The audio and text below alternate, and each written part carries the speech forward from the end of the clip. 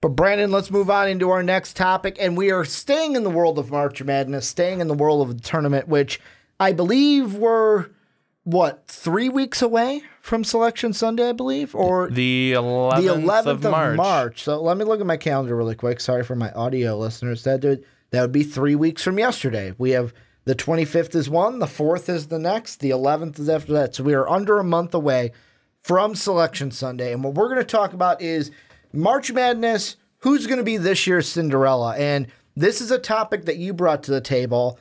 I want to throw it to you first just to set the parameters for us. What are the rules when we're talking about Cinderella?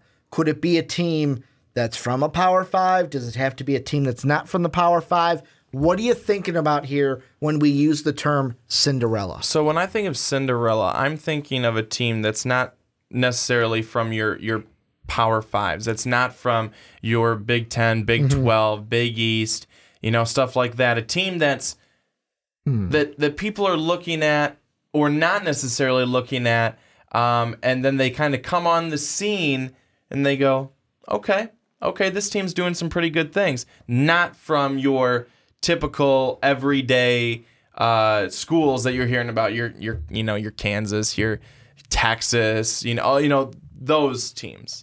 So that's where I look at it from. So give me this. You're going to start it off. Who's one of the first teams? Because I know you probably have a few. I'll ask you this. Who's going to be this year's Cinderella? Give me your first one. Well, one of them that is playing really well right now and just had a big win a couple of games ago, the Houston Cougars from the American. With what they're doing and how they're playing, I think that they're playing really well. They've won 5 in a row. They have, I think, a really good chance to win their next 4 and win 9 in a row to end the season, and a possible chance to win the American and take over, the spot from Cincinnati, who I think right now sits at number 5 in the nation in terms of the rankings. Cincinnati 12-2 in the conference, Houston 11-3. This is a Houston team. They've got 3 guys scoring in double figures, and a team that's kind of, I don't want to say has come from nowhere, but has quietly crept up. They got a win against Wichita State. They were able to get a win, like I said, against Cincinnati last week, a really hard-fought win and a really good win for the Houston Cougars to put them actually into the top 25 and I think put them on the radar. But I still think a chance that they are a Cinderella-type team, as right now in Joe Lunardi's bracketology, a number 9 seed in the tournament. I love where they are on his bracketology, and the reason why I love it is you get, to me, virtually you get the weakest number, the weakest number 1, with Kansas being there, so you get a number 1 seed you can beat. Then you get, if top seeds move on, then you're playing either the Zags or Arizona's. Arizona could be tough. Zags are tough, but they could possibly get through them. Then in the, what would that be, the Elite 8, you're playing either Kentucky or North Carolina, and anything can happen with those 2 teams this year before you're playing virtually the only team that could possibly stop their Cinderella run, Michigan State. Or you upset them.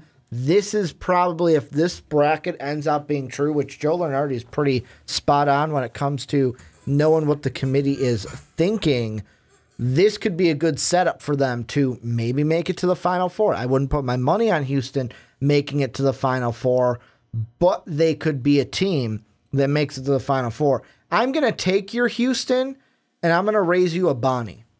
I'm going to go 8-10. Yes. I'm raising you a Bonnie. I got the St. Bonaventure Bonnies as my number 1 Cinderella, where you might be thinking, well, Ricky, why do I know this team like the Bonnies? Where are they? They were, I want to say a couple years ago, won their conference tournament in shocking fashion to make the March Madness tournament. But right now, 20-6 overall. And I know that they're not playing the toughest of opponents. The only Power 5s that they've played, they beat Maryland on neutral court, lost to TCU. They beat Syracuse in overtime. But this team, besides for maybe a 5-game stretch between January 3rd and January 19th, where they went 1-5 with their only win being against Fordham in that one, this has been a team that's been on a roll. They just beat number 16 Rhode Island to go 10-4 They are 20-6 right now, and I look at where they are in bracketology right now. They are one of the last 4 in, but if this could be a team that ends strong, go to their A10 championship, win their conference tournament, maybe even win the regular season crown as well, this could be a team that could play themselves into an actual tournament spot and not have to play in that first play-in games scenario.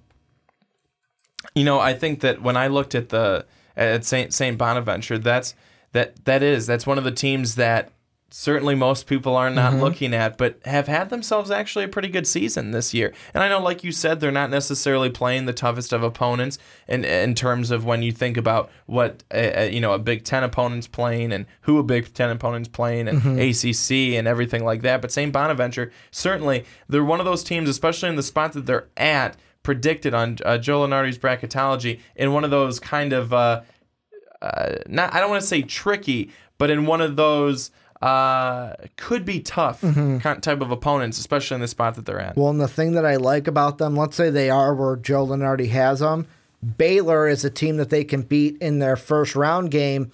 Who's the number 6 seed that they would get in Nashville? A team that hasn't been too hot this year in Kentucky, a team that I could see the Bonnies going up against and beating before maybe going on against a North Carolina, which would be a little bit of a tougher opponent. So both you and I, it's weird that we both chose teams from that Joe Lunardi West region right now. Who's another team you're thinking about could be a Cinderella this year? Well, actually, another one of the ones I was thinking was the team that's slated to go against Houston right now, Nevada. Nevada? Yeah, and I looking at them and looking at what they've done this season, they've had a pretty strong year. And 2 teams that they played against, they played on the road at Texas Tech. They lost 82-76, kept it close the entire game. The very next game, they played at the time number 20 TCU. They lose, but keep it close, 84-80. This is a team that has played pretty darn well in the games that were supposed to be tougher opponents. They didn't win, but they kept it close. They stayed in the ball game. That is dangerous. That is dangerous because when it comes tournament time, a team like Nevada, they are playing a team like that, they'll get you. They'll get you just based off of sheer adrenaline. They'll get you.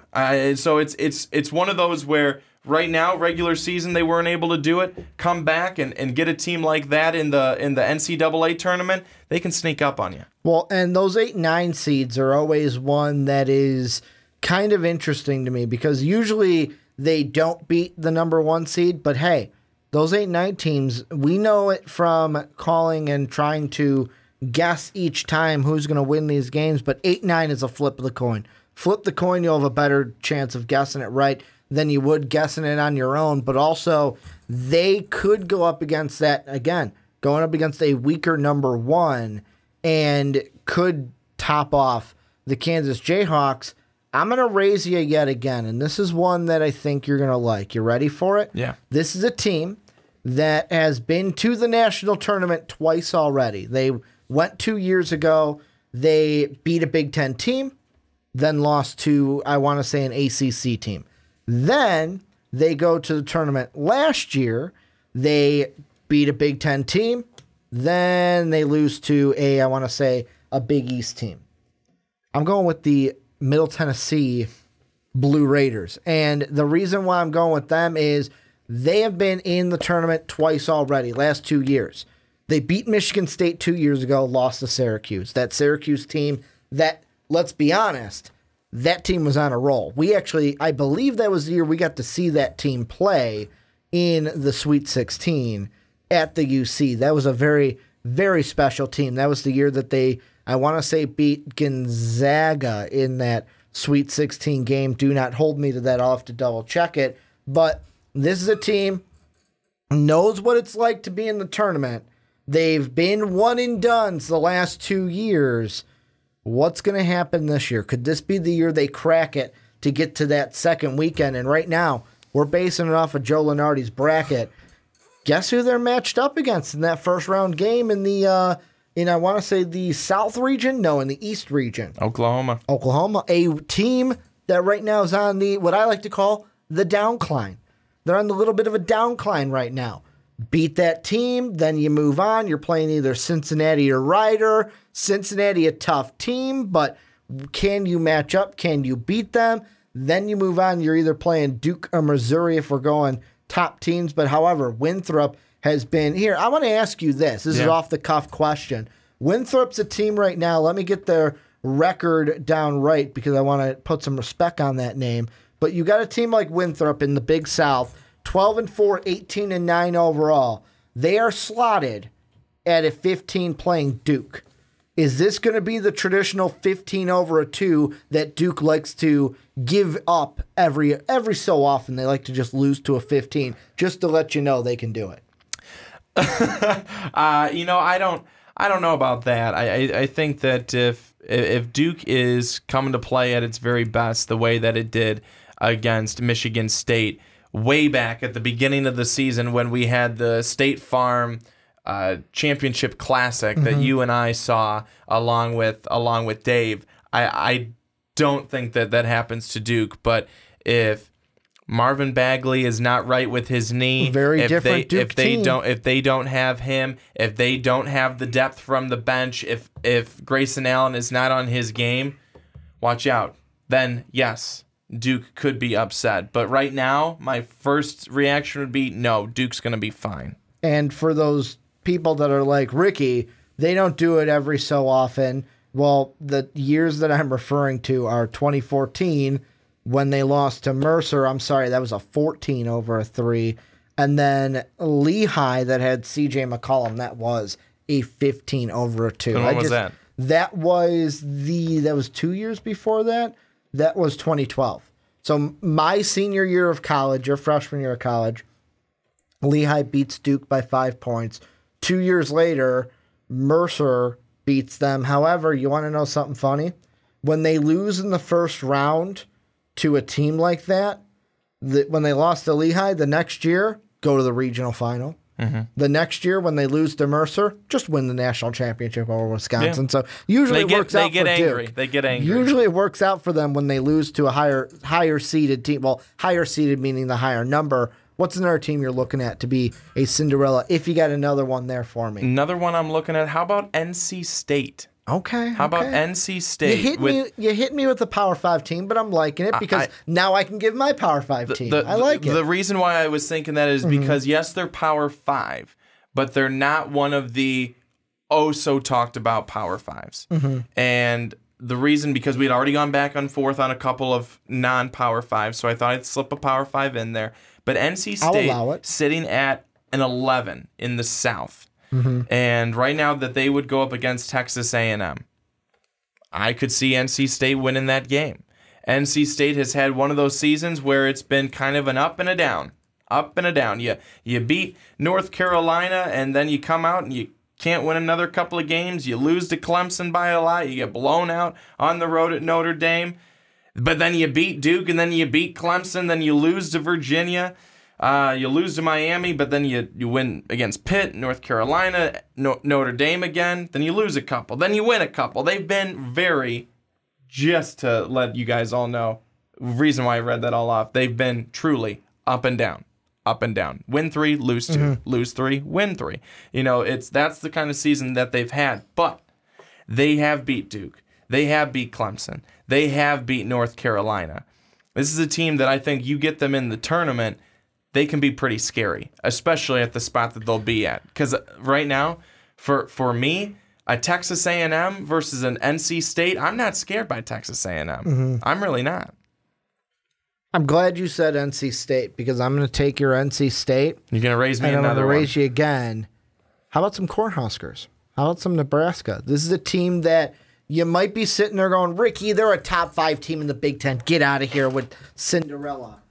But as I hit the button, I got so excited I hit the off button on the board where this is a team that, they're top 5 in the Big Ten. They're 20-9 this year, 11-5 in the conference. Not in Joe Lunardi's bracket right now. They are, I believe, the 4th team out. You have UCLA, USC, Washington, Nebraska, not in the tournament right now. Their final 2 games are against Indiana at home, then they got Penn State at home. Final 2 games for Michigan, who's tied with them, they go at Penn State, could be a loss. They go at Maryland, will probably be a win for them. And the thing that'll be interesting with those 2 teams, they're tied 4-5. Here's the implication on that. If the conference tournament started today, Nebraska would be the 5. That would mean they would not start day 1. The tournament would start day 1 with its 2 games. Then they would play on day 2. Well, if you go up to 4, you move ahead of Michigan, then you're not playing until day 3, and you only have to win 3 games to win that Big Ten tournament crown. This is a team that I believe, let's say they do go 5. Let's say they go 5. They would have to play the winner of the 12-13 matchup, which would be either the Fighting Illini or the Scarlet Knights. Are you going to... I'm looking at the camera for my audio listeners. Are you going to take either the Fighting Illini or the Scarlet Knights to beat the Cornhuskers? I'm an Illini fan, and I wouldn't do that. Then in the next game when you win, you'll play number 4, which would be Michigan. Tough game. Then if you win, you'll probably play, unless they get upset, you'll play the number 1 team, which would be Michigan State. I believe the Cornhuskers can give Michigan State a run for their money, and that would be a huge win. They could be positioned to have big wins over a ranked team like Michigan, if they're 5. Ranked team like Michigan, ranked team like Michigan State, then maybe even Ohio State and Purdue. They would have to run the gauntlet, but they could be a team that could do it to then carry that momentum into the tournament and just shock the world. Ricky, I'm going to ask you a question, and I know where they sit in terms of Joe Lunardi. Is it possible?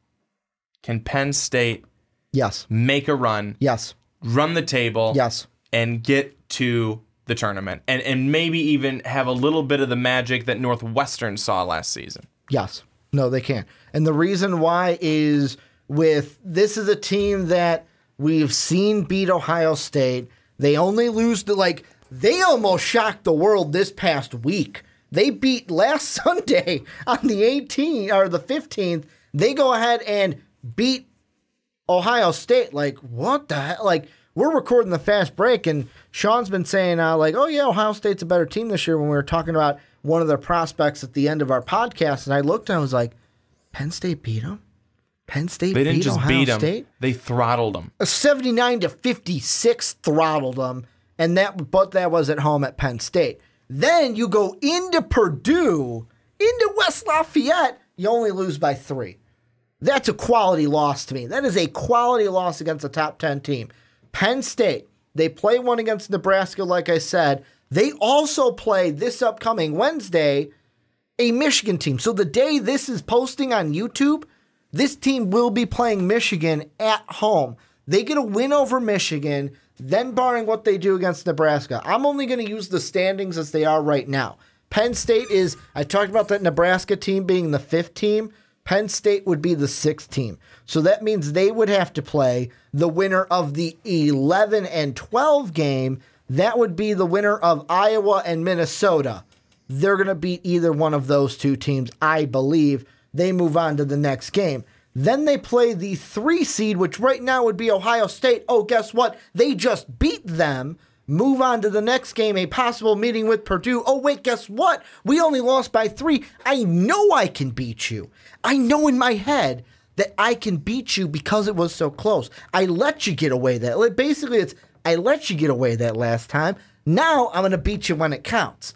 You move on. You play in the championship. Anything can happen in that championship. But even if you lose that championship game against the Michigan State, you just beat Purdue. You just beat the Ohio State Buckeyes again. You're in the tournament at that point, and then they get you in the door to make a Northwestern type of run. So, yeah, I think that Penn State could make that run this year. They just got to make the tournament. They got to have a good conference tournament And maybe a win against Michigan would help too. I'd almost like to see it. When we were talking about this a while back, we actually talked about it with Matt, I believe, of how many teams from the Big Ten we thought we were going to get in because the Big Ten was down a little bit this year. 3, maybe 4, I think is what we were thinking at the time. Where was Nebraska and Penn State all season long? I mean, if they would have been playing the way that they were playing right now, we'd be looking at 5, 6 teams from the Big Ten, but they're starting to come on now, and even still, it's going to be really interesting because Penn State's last game is against Nebraska. Yeah, no, that is. And that's going to be a big head-to-head when it comes to what's going to happen with those, because I was quickly trying to find when we talked about that with Matt, because I remember talking about that, and the one thing I want to look at, and I'm actually going to look at it while you talk next, is what have these two teams done since then? Because for both Nebraska and Penn State, like I'm looking at Penn State right now, they were a team that was 3-5 in conference on January 20th. Since then, they have won, what would that be? 6 games and lost 2. They went 6-2 since the 20th of January. If I go ahead and look at Nebraska, they were a team that as of January 12th, so similar, they had just lost a game to Penn State.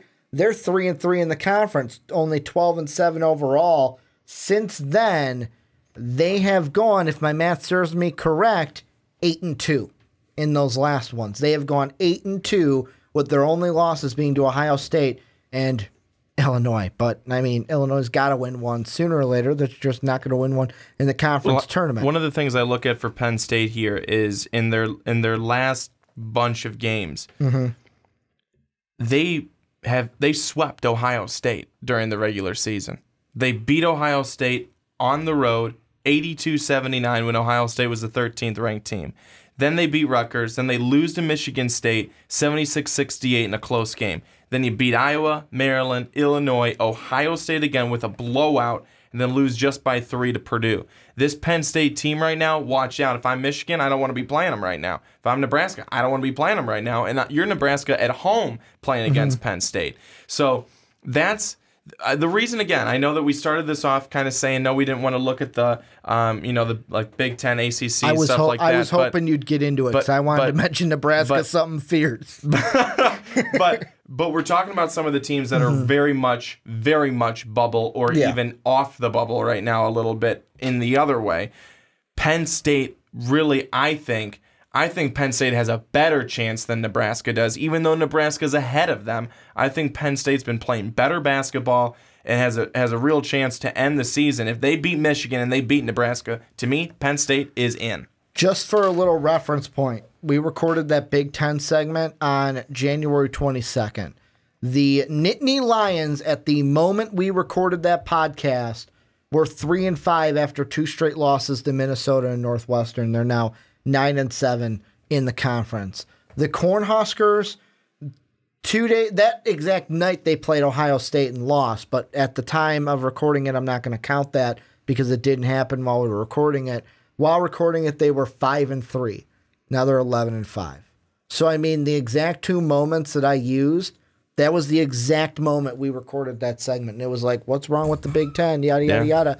And now these teams run the table. Penn State and Nebraska, they were obviously watching and listening to us. Oh, no, they were. They were. It's just like Ty Lue listened to the Fast Break when he made his comments about having LeBron and the players coach the team, because he's like, they all say that enough anyways. And Sean texted David and I go, see, he listens to the podcast. Ty Lue listens every week because I am one of those people that says LeBron coaches that team and Ty Lue doesn't do anything. But before we wrap it up and go into the NFL draft, any final thoughts on any Cinderellas that you're like, I wanted to throw this team out there, but you didn't give me the chance? Not right now. It's exciting, though, to talk about it because we are getting so close to when that's going to be happening, where we're going to be seeing who each team is, everyone locked up in a couple of weeks.